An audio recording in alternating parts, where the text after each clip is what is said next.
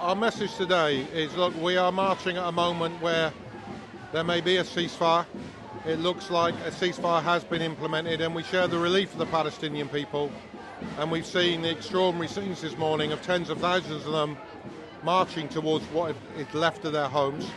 We share their trepidation that it will not hold. We know Israel's violated every ceasefire agreement it has ever signed, but we also know this truth, and this is what we're here to assert. There will be no enduring peace until you deal with the root causes of violence, and that means a pathway to ending the military occupation and Israel's system of apartheid, and that demands action by governments like ours, sanctions, full arms embargo.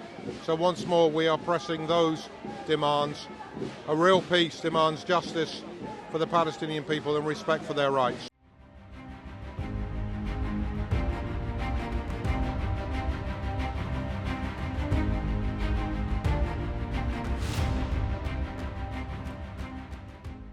God, why am I here? I mean, for the absolute obvious reason around stopping genocide. We see women and children dying every day.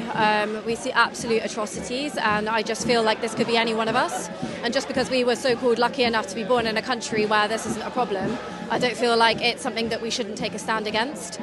I think that just because it's a certain country that might have had historical issues in the past, it doesn't give them the right to destroy a nation who were actually there before them anyway. So yeah, that's why I'm here today, and free Palestine.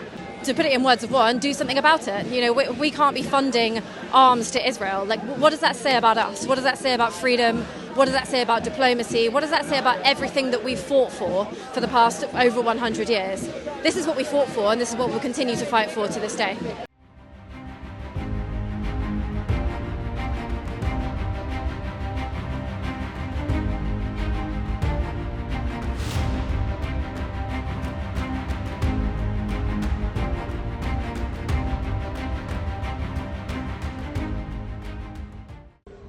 They will not stop killing and shooting and maiming. The Palestinian people are still suffering. They will continue to suffer. The trauma that we're living as Palestinians will not end today. It will not end tomorrow. It will last for generations.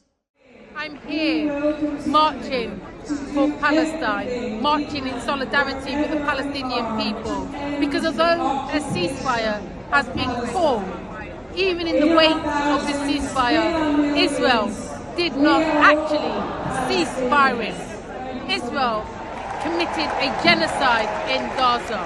Israel actually ensured that they used starvation as a weapon of war. And whilst they continue to occupy Gaza, none of us can be free. We must stand with the people of Palestine until Palestine is free. We want justice, we want action. We want boycotts, we want sanctions. 2. We won't be silent. 3. Stop the bombing now, now, now.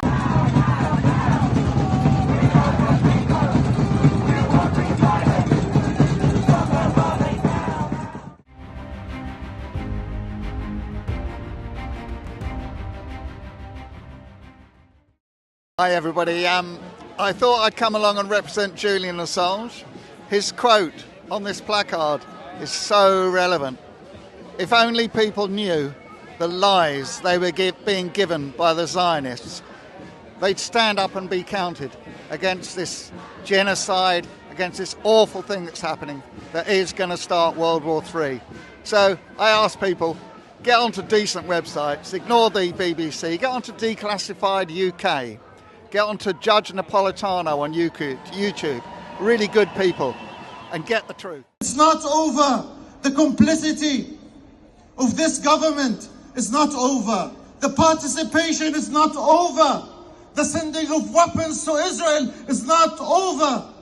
We are here as part of the march today as an ulama bloc, shuyukh bloc. About 500 scholars have come from the UK, up and down from Manchester, Bradford, Preston, Leicester, and they've all come to join the march today. Some people will ask, well, there's already a ceasefire, but a ceasefire is only one development. We welcome the ceasefire, of course, but that's only the start. We need a lasting peace for Gaza. We need a lasting peace for the West Bank. We need the occupation to finish. With those beautiful scenes of children dancing with joy as it was announced. Now we need to get all the hostages out and a sea of aid in. But we also need to create a future where the laughter of those Palestinian children never again falls silent. We're here today because we welcome the ceasefire, but we know the crisis in Palestine is not over. People are still suffering ethnic cleansing. They're still under threat from a viceroy like Tony Blair running the operation there. We still face that the people who caused this genocide are still in government and not been held to account by everybody. And we're still facing our government selling arms to Israel. So we're here for all those reasons, and we're going to continue to protest for as long as it takes.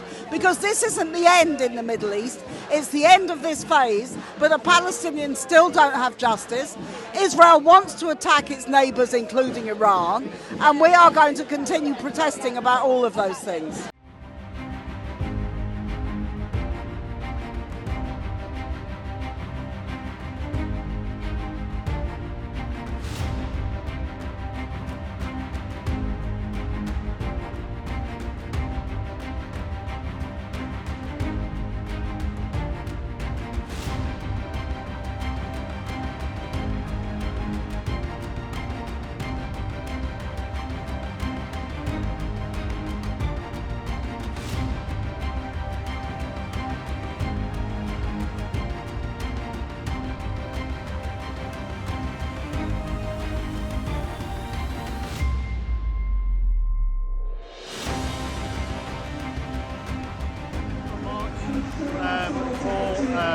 Justice for the Palestinian people. It's one of the biggest marches that we've had over the 2 years of the genocide. And these marches, they will continue until the very last Palestinian is returned home and achieves justice. The genocide has been supported and aided and abetted by the United Kingdom and by the West. They have to stop arming Israel, stop giving it impunity, and they need to help now in the reconstruction of the whole of Gaza, and not the physical infrastructure, the schools, the hospitals, the universities, the roads, the water treatment facilities, but they have to help in the reconstruction of the Palestinian people's lives. They will take decades to recover from this genocide. And as part of that reconstruction of their lives, every single person who has helped perpetrate this genocide, to commit murder, to commit starvation, to breach international law, must be brought to justice. Whether it's Israeli, whether it's from the UK, whether it's Hamas, whether it's from the US, we need international law to prevail and also to be reconstructed and to be applied around the world. Otherwise, the next genocide is just around the corner.